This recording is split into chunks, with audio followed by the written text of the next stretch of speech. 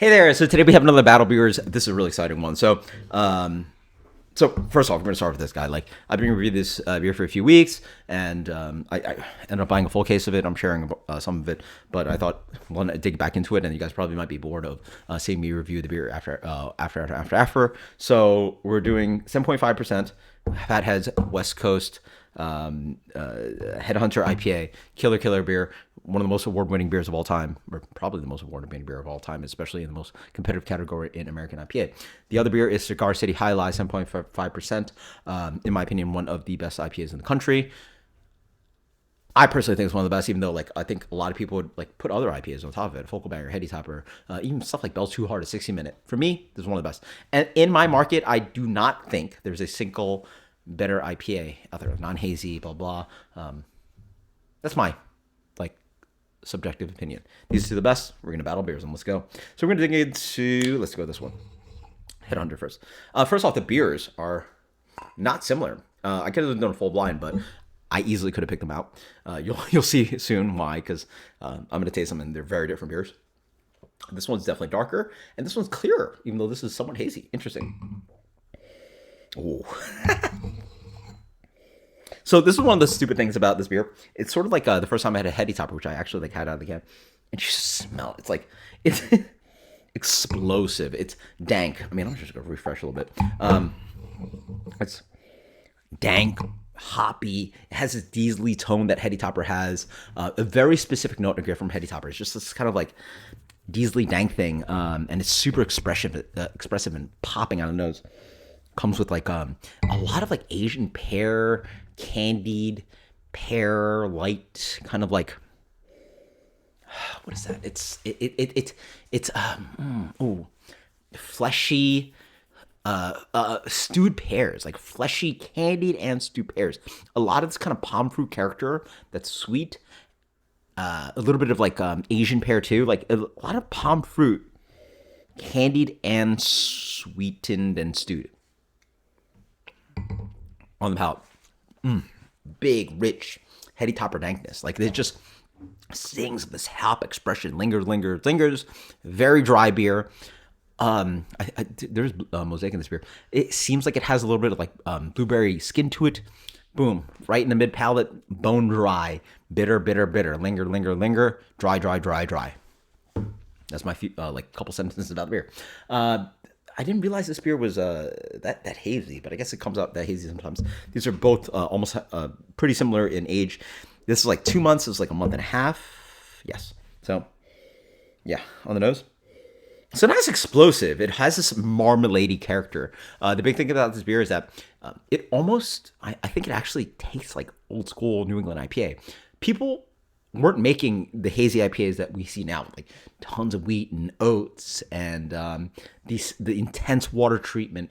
They were just trying to make a really hoppy beer, and that's what I experienced back in like 2013, 2014, 2015. Thinking about Hill Farmstead, Trillium,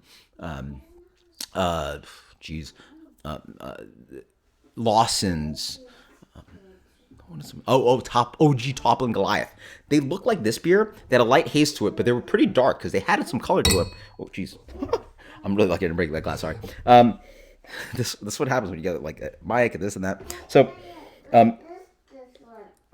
this beer is very juicy. Like it is tangerines, light mango, pineapple note, a little bit tropical. Obviously, it's not a hazy IPA, but it has the notes of a hazy IPA, right?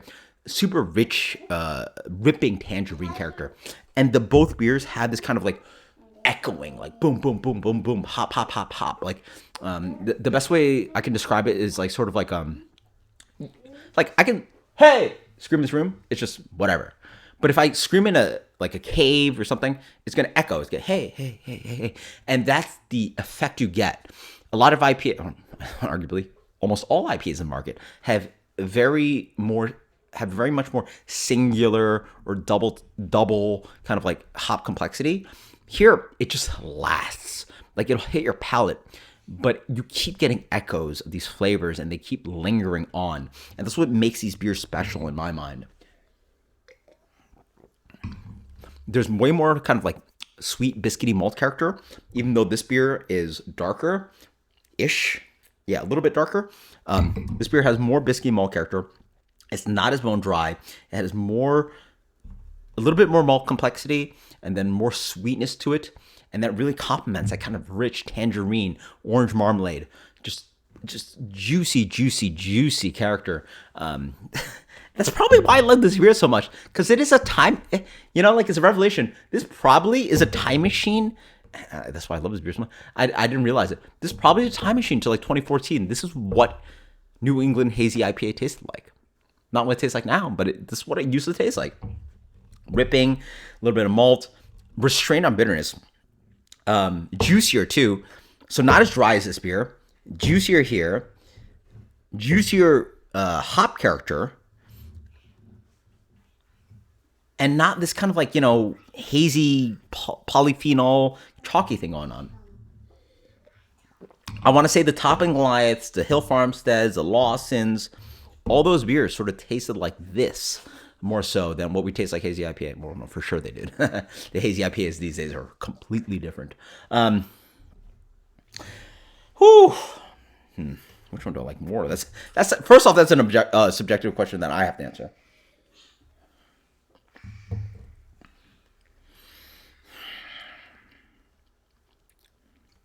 I can't pick.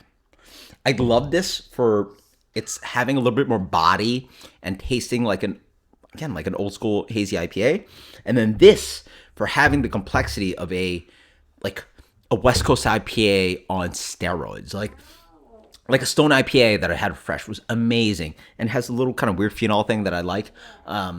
Maybe again, if I go to the West Coast in San Diego and try some dumb breweries out there that produce some of the best, like fresh, Russian River, fresh, Port, or Green Cheek, some of these breweries that I've never really, or I've had, but like don't have familiarity with them from the West Coast. Like if I have these beers all the way 3,000 miles away, dumb fresh, maybe I can appreciate them more.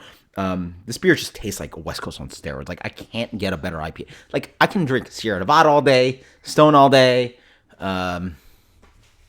whatever. Like name some big breweries that are nationally distributed. They're not going to taste as good. Like it's just like it's everything on a nth degree. And then, yes, cool. That's what we need, right?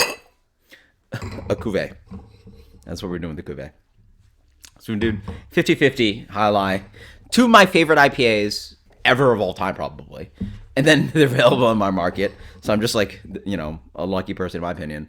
At least, again, this is what I feel. Like, I feel very lucky to enjoy these. You probably can live in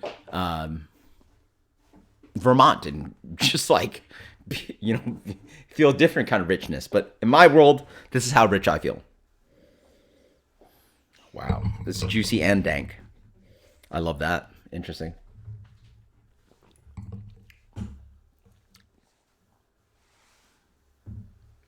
Very good. I feel like I recreated Heady Topper. It's not quite Heady Topper. But like Heady Topper has a dryness, but also a juiciness too. So it's like Heady Topper if it was just more fruity. Like Heady Topper in my mind is actually not that fruity of a beer. But it also has this like dankness to it that Alai doesn't have. But it also has a little bit of juiciness that like Fatheads doesn't have. It's also like, for some reason, the bone dryness of Fatheads just lingers. Like it seems like I consider this a relatively a little bit fat of an IPA. Like it has a little bit of malt character and that big marmalade, juicy tangerine thing. And this beer seems to just they play around a little bit quite well. But the beer ends up pretty dry. I think this beer is just so dry, it can't even fight with the High Lime. That's a great cuvee. It's a monster of a beer. Like it does all kinds of weird things like tangerine, dank, a little bit tropical, a little bit of like that kind of like stewed pear, Asian pear, palm fruit character. It's a little bit dank past the mid palate, and then it gets like, sorry, Audrey, take a break, and then it's bitterish too, and it has that kind of like highlight bitterness, but then accentuated by the fat heads bitterness. It's doing all kinds of things. In the end, geez, which wins? What wins? Screw it. Call it a tie. Call it a tie. I might do this again for you guys. You guys call it and tell me to do it again. But I think these beers are distinctly amazing. They both do amazing, amazing, amazing things. Honestly, I might, just because of dryness, I like the dryness here, but sometimes you want to crack an IPA and have that juicy character. And no offense to you hazy IPA drinkers, I'm more inclined to this beer these days. It sort of tells you what I think of the state of hazy IPA, and that comes from the IPA guy. Like, I feel like I am like one, like this channel is like created off of the fact of like me reviewing like hazy IPA in like 2013, 2014. Going to Hill Farms, going to Hill Farmstead early on, but even going to Treehouse, like when they like way before you guys can probably even imagine. So, I like a little bit juicy character, but also like the bone dry and the complexity here. It's like A plus plus, A plus. I don't know, whatever you guys want to call it. 100 plus out of 100, 100 out of whatever you want to call it. The cuvee is absolutely fantastic. I highly recommend it. If you guys are lucky enough, try it out. These are two of my favorite IPAs that I've ever had. Accessibility obviously affects. Like if I had Heady Topper in my fridge all the time, I would change my opinion. If I had some other crazy great beers, it'd be different. But as I drink more, I might not like the cuvee.